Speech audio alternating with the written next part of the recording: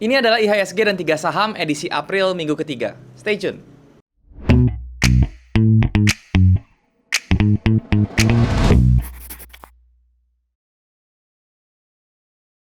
Halo guys, balik lagi sama gue Daryl di Daryl Channel. Dan hari ini kita masuk ke segmen IHSG dan 3 saham. Buat kalian yang belum tahu, ini adalah segmen yang membahas kondisi IHSG dan juga saham-saham yang kira-kira bisa dijadikan referensi untuk ditradingkan selama 1 minggu ke depan, teman-teman. Nah, sebelum gue mulai, gue mau ngingetin buat kalian yang belum punya grup trading, baik itu saham, forex maupun kripto, kalian bisa join di grup trading gue yang gue buat di aplikasi Discord. Linknya ada di bawah, kalian tinggal klik link tersebut untuk join dan kemudian kita bisa langsung diskusi bareng di sana. Ingat teman-teman, gue nggak pernah punya grup lain selain di Discord, jadi kalau misalnya ada yang mengatasnamakan gue di platform lain seperti Telegram dan lain-lain, dan menawarkan investasi, itu harap hati-hati karena itu sudah dipastikan adalah penipuan, teman-teman ya. So, jangan transfer-transfer. Nah, kita berbicara tentang IHSG minggu lalu, teman-teman ya. Itu IHSG di close di level sekitar 6.080-an, teman-teman ya. Dan tampaknya IHSG masih bisa naik lagi ya, selama dia harus mengejar yang kemarin saya bilang di level 6.150, itu harus di close di atas itu. Dan kalau misalnya dilihat dari kondisi price action-nya ya, memang kemarin tuh IHSG berada di level resistance-nya di minggu kemarin, teman-teman ya. Dan nanti kita lihat di hari Senin apakah dia bisa nge-break resistance yang minornya itu dan akhirnya dia bisa close di atas 6.150. Kalau misalnya dia bisa close di atas 6.150 di sana, nanti IHSG jalur bullish-nya baru akan terbuka, teman-teman, ke atas. Oke. Nah, seperti biasa gue akan jelasinnya di monitor supaya juga bisa lebih jelas dan bisa lebih berinteraksi dengan chart ya. Nanti kita akan bahas juga saham-saham yang kira-kira bisa dijadikan referensi dan juga saham-saham yang sudah kalian request. Sekarang yuk kita langsung ke monitor, teman-teman.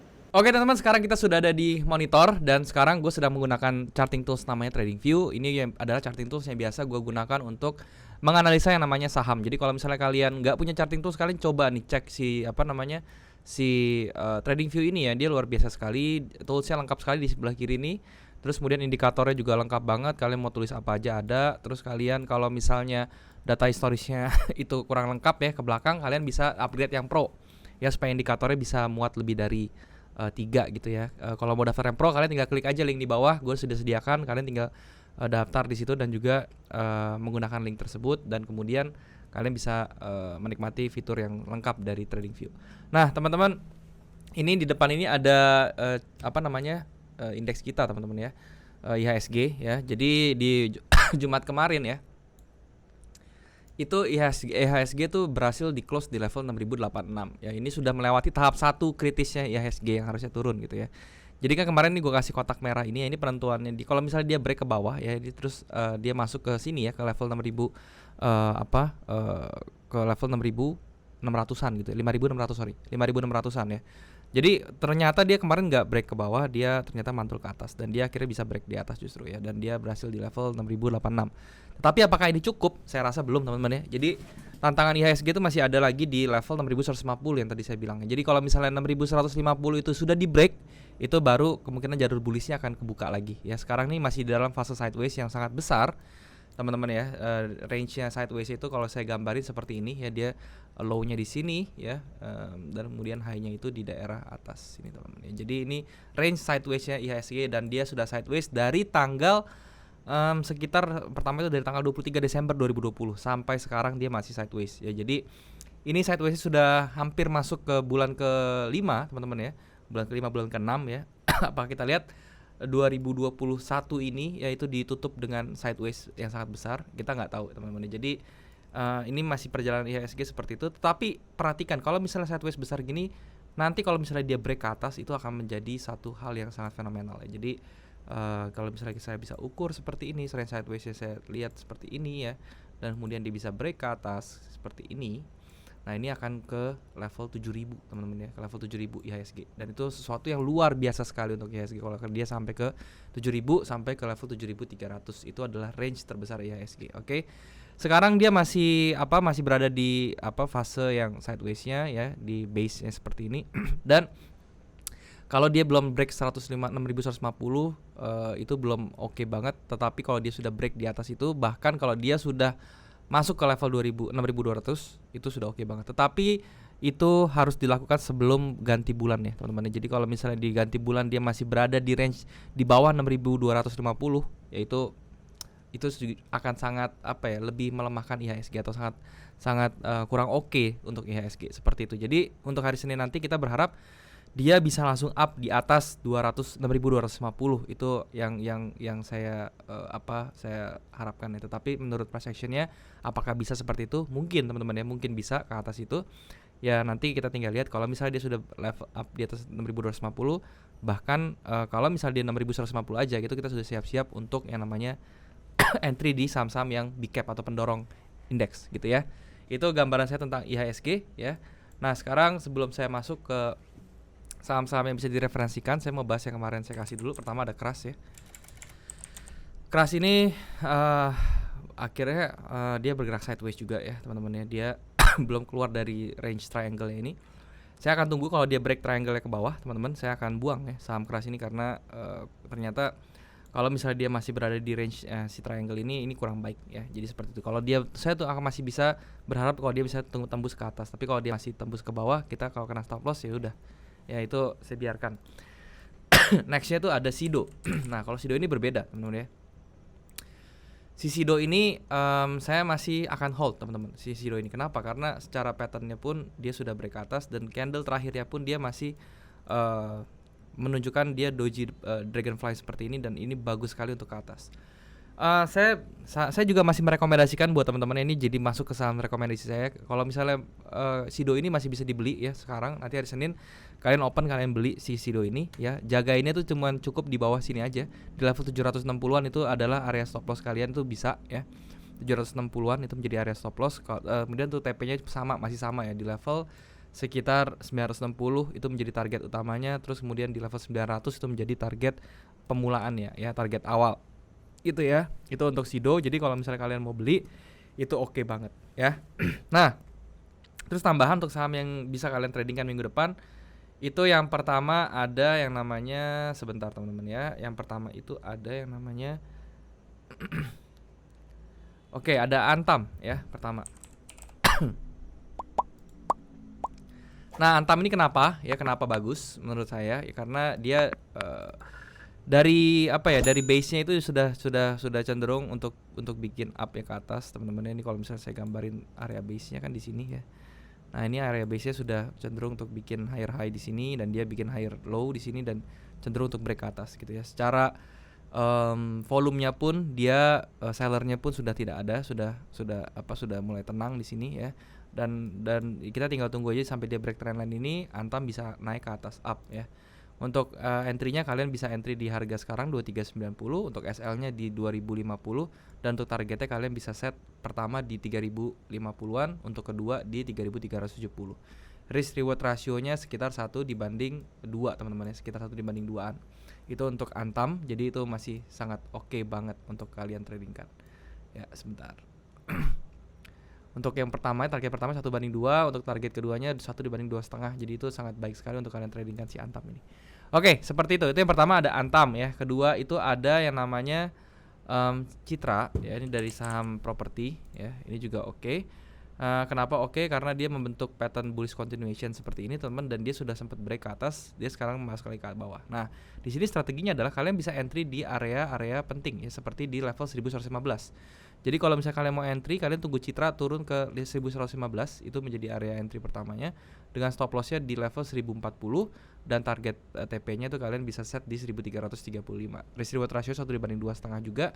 Sekali lagi ini Citra ini secara patternnya itu dia bagus banget teman-teman. Ini saya hilangkan dulu biar nggak ribet ya. Nah, ini secara patternnya kalau misalnya kita perhatikan seperti ini, dia bikin flag ya teman-teman, dia bullish flag seperti ini dan dia sudah bisa break ke atas seperti itu ya. Itu untuk si Citra ya. Jadi Citra ini masih rekomend dengan beli di level 1115-an untuk kalian mau beli Citra. Oke, nextnya teman-teman saham-saham yang kalian request. Pertama ada CTBN ya. Nah, untuk CTBN ini saham-saham nggak liquid teman-teman ya. Kalau saham-saham nggak liquid ini saya tidak akan tradingkan seperti ini. Jadi tapi kalau dilihat dari price action-nya secara sepintas ya, ini kita lihat dia range-nya itu masih bisa turun sampai ke level pivotnya itu di sini di 2910. Jadi kalau misalnya kalian yang punya nih sekarang CTBN nih, kalian tungguin aja sampai dia 2910 ya, sampai 2950 kalau misalnya kalian mau beli di situ kalau menurut saya. Tapi saya nggak rekomend untuk beli saham-saham yang tidak liquid seperti CTBN seperti ini. Oke. Nah, berikutnya ada BBTN. Nah, untuk BBTN ini dia terus turun teman-teman ya. Di sini ada double top teman-teman ya, double top yang merupakan false break ke bawah. Kemudian kita lihat di sini ada neckline-nya di 1545 ya. Jadi kita tinggal tunggu aja pada saat dia kena neckline-nya di sini di 1545. Apakah dia bisa close di bawah neckline ini? Kalau bisa di bawah close di bawah neckline ini, kita bisa tunggu dia potensinya bisa ke 1150 teman-teman ya. Tetapi ya ini perlu kita lihat juga di trend line-nya seperti ini ya. Secara trend line-nya dia sudah break ya, BBTN seperti ini, trend line bullish-nya. Berarti tandanya dia kemungkinan besar masih mau turun ya. Ya kita berharap sampai di level neckline ini dia bisa mantul dulu teman-teman yang bisa mantul ke atas. Karena apa? Karena cukup berbahaya ya ini karena tren besarnya yang patah teman-teman ya. Di tren besarnya nih ya. Seperti ini tren besarnya yang patah ke bawah, jadi ini cukup berbahaya. Jadi kita lihat double topnya si BBTN ini bisa jadi atau enggak. Kalau jadi bisa turun sampai nunggu ke 1145. Itu untuk BBTN ya. Nextnya itu ada MDKA. Nah untuk MDKA ini cukup bagus, momentumnya sudah dapat dia, momentum bullishnya sudah dapat, dia sudah bisa break di atas level base-nya ya, dan dia bergerak ke atas. MDK ini kalau misalnya kalian mau beli boleh teman-teman ya, boleh banget ya. Kalau kalian mau beli di harga sekarang pun boleh, itu it's okay 2430. Stop lossnya cukup di bawah candle Marubozu-nya di 2260 dengan targetnya di high-nya ya, yang itu di 2900. Risk reward ratio 1:1.88 ini masih bagus untuk ditradingkan. Itu untuk si MDKA, jadi masih bagus, dia sudah masuk ke atas structure areanya lagi, jadi dia oke nih untuk dibeli, targetnya masih up dia ya. Kita tinggal tunggu nanti bermain sedikit sideways mungkin di sini sampai moving average jadi, baru dia akan bergerak naik ke atas. Nextnya ada Astra Indonesia ya. ASI masih kurang bagus. Kenapa? Karena tren bearish trendnya juga sudah masih terus ke bawah teman-teman ya. Dan trend line-nya pun dia juga seperti yang saya bilang waktu itu ya, dia sudah break ke bawah dan tren bearish trendnya juga baru jalan ya. Kalau mau tunggu ya kita tunggu sampai di structure berikutnya, yaitu di level sekitar lah harga 4.475 sampai 4.500-an teman-teman ya. Itu menjadi structure berikutnya dari si Astra. Jadi kalau sekarang kalian mau entry jangan dulu sih menurut gue ya, kecuali dia sudah bikin satu momentum seperti MDKA tadi, itu bisa dipertimbangkan untuk entry nantinya. Tapi untuk sekarang belum ada momentum, jadi saya rasa di skip dulu. Nextnya ada Mika. Mitra keluarga ya. Nah untuk mitra keluarga sendiri ya, ini trennya ya, garis trennya itu kita tarik dari yang sebelah sini ya, dan dia sudah break ya. Kita bisa dari trend line sebelah sini dia sudah break ke bawah, dan di base-nya di sini juga membentuk pattern kecil ya seperti ini patternnya teman-teman ya. Ini perlu diperhatikan, tinggal tunggu aja dia kalau bisa break ke bawah. Ini targetnya 1:1 aja ya, let's say seperti ini. Ini saya kasih seperti ini ya targetnya, sorry ini saya hilangkan dulu. Ini targetnya saya ganti seperti ini, dan dia bisa menuju ke level Fibo 1272 nya di 2270 ya. Ini tercluster nih dengan Fibo 1,272 nya ya, ke level 2220. Jadi untuk Mika saran saya sih jangan dulu di entry ya, kita biarkan dulu dia membentuk momentum bullish ya. Untuk sekarang jangan di entry dulu untuk Mika, seperti itu. Nextnya teman-teman ya, itu ada Baca. Bank Capital. Untuk Bank Capital dia juga masih berada di bawah tekanan bearish teman-teman ya, seperti ini ya. Kalau misalnya kalian mau entry si Bank Capital, saran saya di 422 karena itu merupakan structure areanya dia ya, yang merupakan di sini ada namanya liquidity pool, dan juga order blocknya tuh di daerah sebelah situ ya, di 422-an sampai 426 kalau misalnya kalian mau beli ya si Baca. Selebihnya kalau misalnya masih sekarang saya sih tidak mau ya, jangan dulu. Tekanan bearishnya masih belum habis ya, di sini dia baru berkonsolidasi, baru ada perlawanan bullish nih, berarti itu merupakan satu tanda yang bagus untuk si Baca ini. Tapi kalau mau beli, kalian tetap di level 422 sampai 426 itu ya, itu untuk Baca. Nextnya ada Indofood. Nah Indofood ini sudah mulai merangkak naik teman-teman ya. Secara patternnya pun dia sudah di break ya bearishnya, tekanan bearishnya seperti ini. Kalau misalnya kita perhatikan dia sudah di break ya, ini sudah terjadi dari kemarin-kemarin yang saya bilang. Saya sempat juga bilang kan waktu itu Indofood bagus ya. Ini track record saya waktu saya bilang suruh buy di level 6.375, sekarang sudah di 6.700 gitu ya. Untuk sekarang juga ini masih oke teman-teman ya, dia bikin base di atas ini ya, dan akhirnya dia nggak kuat untuk turun, jadi setiap turun dipantulin lagi. Kalau misalnya dia bisa break ke atas, ini pasti kejemput level ini teman-teman, 7.000 dan juga 7.150. Minimal 7.000-nya pasti kejemput kalau misalnya dia sudah break konsolidasi ini. Jadi kalau kalian mau buy Indofood ya silahkan buy sekarang, tapi TP-nya SL-nya kalian tidak bisa di bawah sekali gitu ya, nggak bisa di sini lagi ikutin TP saya, tapi SL-nya cukup di bawah sini di 3% ya, di 6.450 dengan targetnya tuh di atas sini sama, atau kalian mau ambil atas lagi juga boleh, tapi kalau saran saya sih di atas ini sama. Risk rewardnya masih 1/1,8, jadi ini masih oke untuk dikejar si Indofood. Seperti itu ya Indofood. Nextnya ada Kimia Farma. Nah untuk Kimia Farma dia sudah berada di area buy-nya teman-teman. Jadi kalau misalnya kalian mau buy Kimia Farma silahkan ya. Ini sudah berada di area buy di 2320 sampai 2500 itu menjadi area buy-nya si Kimia Farma. Jadi kalau misalnya kalian mau buy itu bisa sekarang teman-teman ya. Kalau kalian buy, let's say kalian buy di harga sekarang, stop loss kalian itu harus di bawah sini ya, di level 2030 ya, di 19% atau 20%. Target kalian tuh bisa ke atas ini ke 3.900 sampai 4.000 ya, sekitar 50%. Itu target kalian Kimia Farma. Risk reward ratio 1/3. Jadi ini masih sangat bagus sekali menurut saya risk ratio untuk Kimia Farma. Oke, itu untuk Kimia Farma. Nextnya untuk APLN. Agung Podomoro. Nah untuk APLN dia sudah berada di area supportnya juga teman-teman. Jadi kalau misalnya kalian mau spekulasi buy itu juga boleh, silahkan teman-teman di level 150 saran saya ya. Jadi 150 kalian buy. Kalau misalnya dia break ke bawah ya, sedikit saja dia break sampai ke level 145 ya, 145, 144 itu kalian langsung buang aja ya. Itu sesimpel itu cara tradingnya ya. Dan kemudian TP-nya kalian bisa set di 170 di 14%. Jadi risk reward ratio 1/4. Ini sangat bagus untuk APLN untuk di day trade ya, untuk di tradingkan secara jangka pendek ya. Tapi kalau untuk jangka panjang saya nggak rekomendasikan. Kenapa? Karena kemungkinan kalau misalnya dia tembus ya, itu dia bisa jauh lumayan turunnya sampai 125 teman-teman ya. Jadi itu nggak worth it untuk ditahan untuk si APLN. Begitu ya. Nextnya ada IPOL, Indopoli ya. Indopoli ini secara structure price-nya ini kurang bagus ya. Dia tendensi lebih cenderung untuk tembus ke bawah. Untuk kalau ditembus ke bawah dia kemana? Dia sampai ke 138 ya. Jadi kalau misalnya kalian mau buy Indopoli ya di harga sekarang itu boleh, sama seperti triknya seperti si APLN ya. Karena dia memang sekarang berada di minor supportnya di daerah sini ya. Jadi kalau misalnya dia sudah close di harga 149 yang mana itu 5% kalian buang ya. Untuk TP-nya kalian bisa incer di level 179-an 180 ya. Risk reward rasionya 1/2,88 untuk si IPOL ini ya. Jadi caranya seperti itu. Kalau misalnya kalian turun dan dia turun lagi ke level 138, ini adalah next buy areanya di 138. Seperti itu. Itu untuk IPOL. Oke, berikutnya ada Jasa Marga.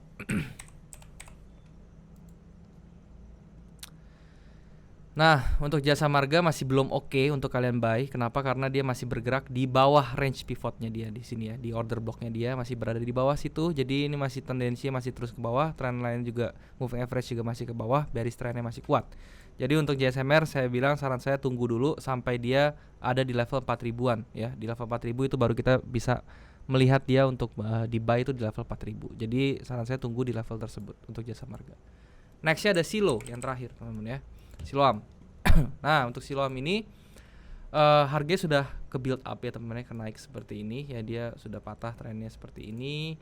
Dan kalau misalnya kita lihat structure high-nya di sini sudah di break. Saran saya kalau misalnya kalian mau buy sekarang ya, kita tinggal perhatikan aja. Ini kemungkinan sih masih oke, masih bisa naik dia teman-teman sampai atas. Tinggal dilihat SL-nya. Nah, SL-nya 9% nih. Kalau misalnya kalian bisa terima SL 9%, itu silahkan monggo ya. Ini bagus saham Siloam seperti ini. Karena dia masih impulsif sekali ke atas. Kalau misalnya kita ukur secara Fibo-nya, teman-teman ya, dia kita menggunakan expansion seperti ini. Kita tarik dari sini ke sini ya, kemudian kita tarik ke bawah seperti ini ya. Dia bikin swing di sini. Target pertamanya tuh di level sekitar 7.950. Ini target pertamanya ya di 7.950. Target keduanya di 8.350. Ini untuk si Siloam. Oke, itu masih bisa tercapai nih. Ini bukan hal yang mustahil. Jadi risk reward rasionya 1/2,5. Itu untuk Siloam. Jadi kalau misalnya kalian mau buy di harga sekarang itu oke. Stop lossnya ingat di 6.300, TP-nya di 7.950 pertama, yang kedua di 8.350. Itu untuk Siloam. Secara trennya dia sudah break ke atas, patah ke atas, dan ini kemungkinan besar dia mau ngejar di daerah atas ini. Dan ini juga tercluster dengan resistance yang ada di sebelah kiri. Jadi ini saya kira merupakan area TP yang rasional. Ya, itu adalah tentang silo ya.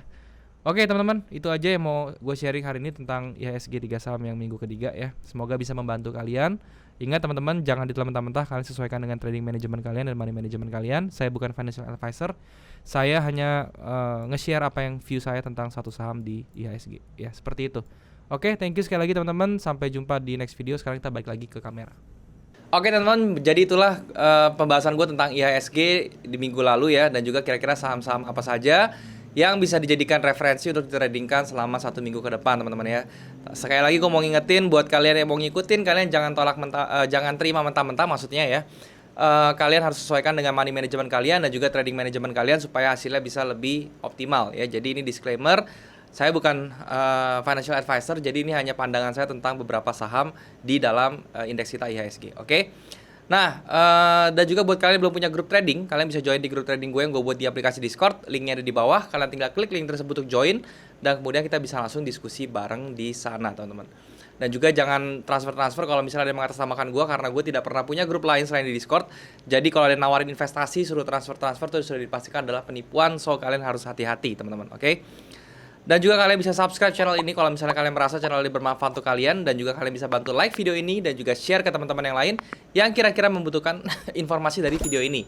Kalian juga bisa komen di bawah kalau misalnya ada yang kurang dari video ini, atau kalian mau request tentang saham atau apapun yang mau gue bahas ke depannya.